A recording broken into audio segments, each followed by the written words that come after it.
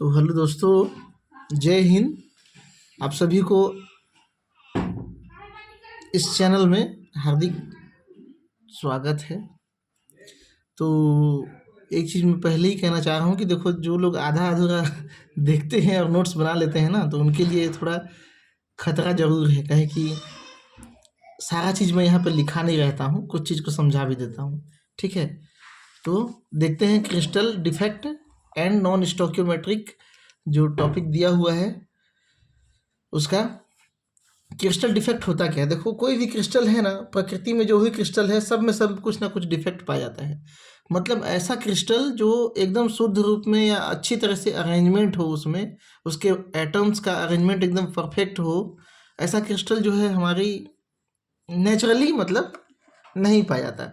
हाँ, अगर वैसा परफेक्ट क्रिस्टल चाहिए होगा तो आपको 0 डिग्री सेल्सियस पे -273 डिग्री केल्विन है ना, परम ताप जिसको कहते हैं, वहाँ तक जाना पड़ेगा, जो कि इम्पॉसिबल हो जाता है। ठीक है, तो एक्चुअली में जो परफेक्ट क्रिस्टल होता है उसमें डिफेक्ट नहीं होता, इसकी जियोमेट्री रेगुलर होती है। बट जब इसकी जियोमेट्री में इम्परफेक्शन आ जाती है या एटम का अरेंजमेंट जो होगा वो इरेगुलर व्यवस्था में होता है, तब इस प्रकार के क्रिस्टल को क्या कहते हैं? क्रिस्टल डिफेक्ट कहा जाता है। ठीक है, इसका कारण क्या क्या हो सकता है?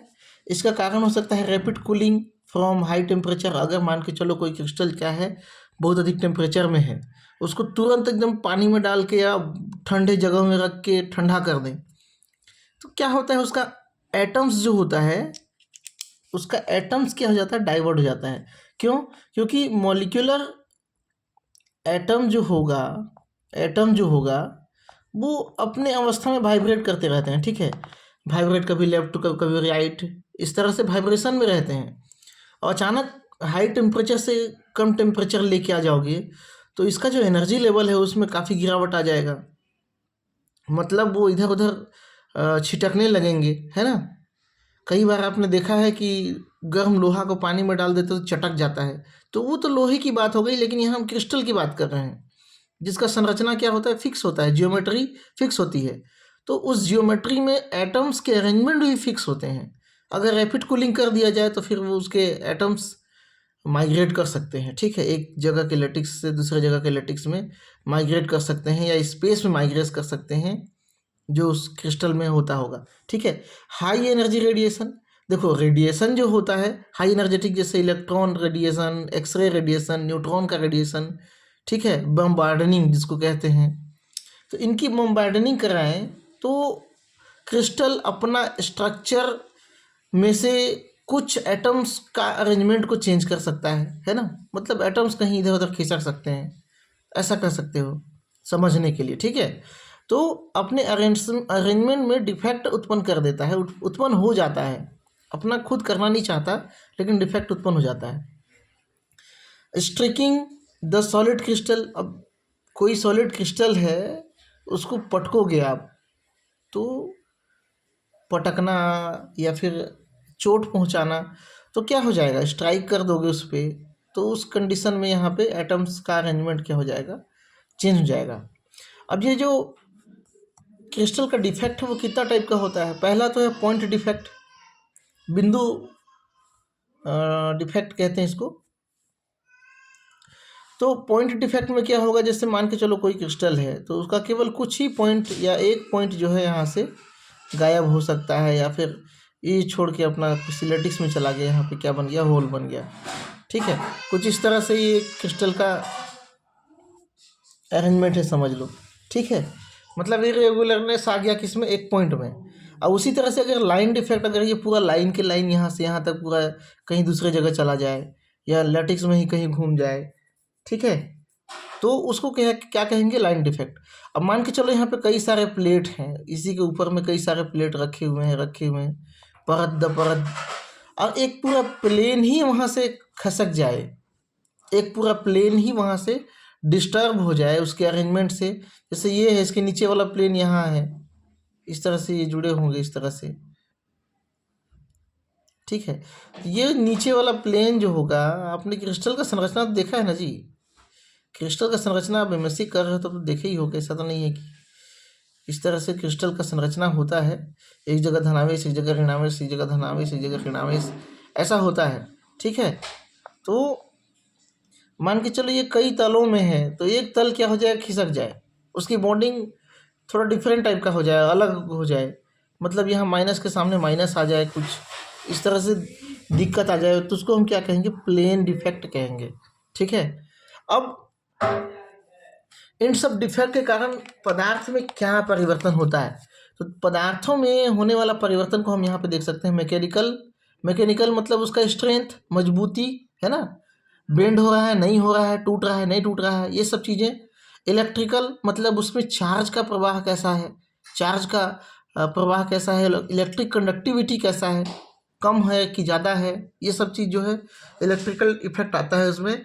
और दूसरा है, अलग है, ऑप्टिकल बिहेवियर मतलब प्लेन पोलराइज्ड लाइट को रोटेट करने की क्षमता को ऑप्टिकल एक्टिविटी कहते हैं, ठीक है।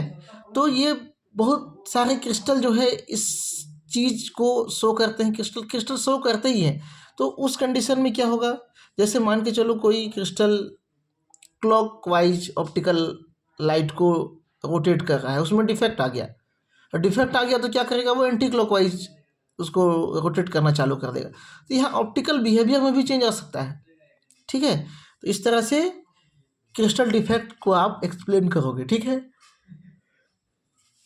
अगला चीज़ जो मैं बोल रहा था ना आपको, कि जो लोग वीडियो पूरा नहीं देखते हैं उनके लिए यहाँ पे सबक है। मैं नॉन स्टोकियोमेट्रिक डिफेक्ट को बस इतना ही लिखा हूँ, ठीक है, क्योंकि हर चीज़ को लिख लिख के दे देना ना आप लोग के लिए खतरनाक है। केवल लिख लेना है, समझना नहीं है तो दिक्कत हो जाएगा, है ना। नॉन स्टोकियोमेट्रिक डिफेक्ट ये भी एक प्रकार का डिफेक्ट है। इस प्रकार के डिफेक्ट में क्रिस्टल में प्रेजेंट केटायन तथा एनायन का जो प्रोपोर्शन होता है वो ये समान नहीं होता।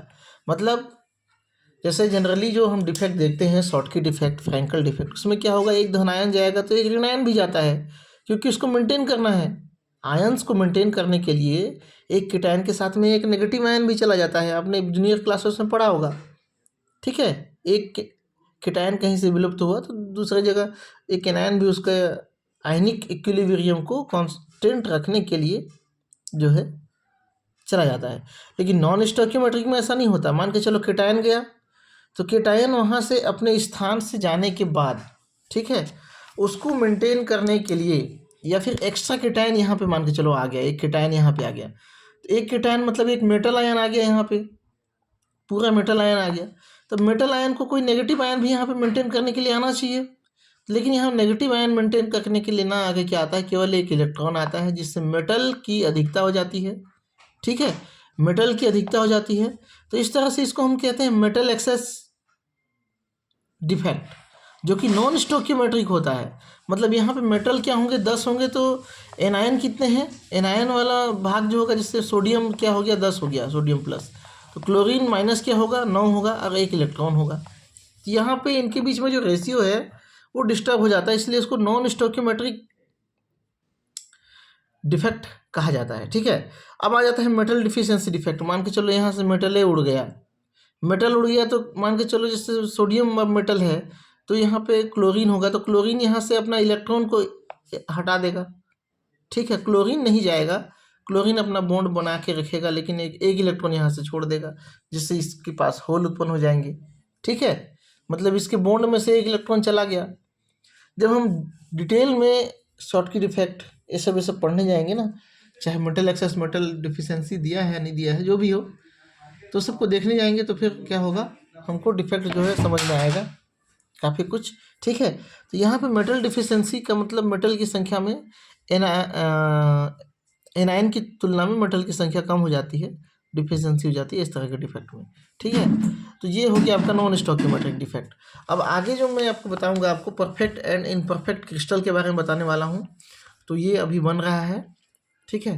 तो नेक्स्ट वीडियो के लिए वेट कीजिए, और चैनल में बने रहने के लिए बहुत बहुत धन्यवाद। और अगर नए हो तो प्लीज़ सब्सक्राइब कर लो, और वीडियो पसंद आया होगा तो लाइक कर दो, ठीक है। Thank you.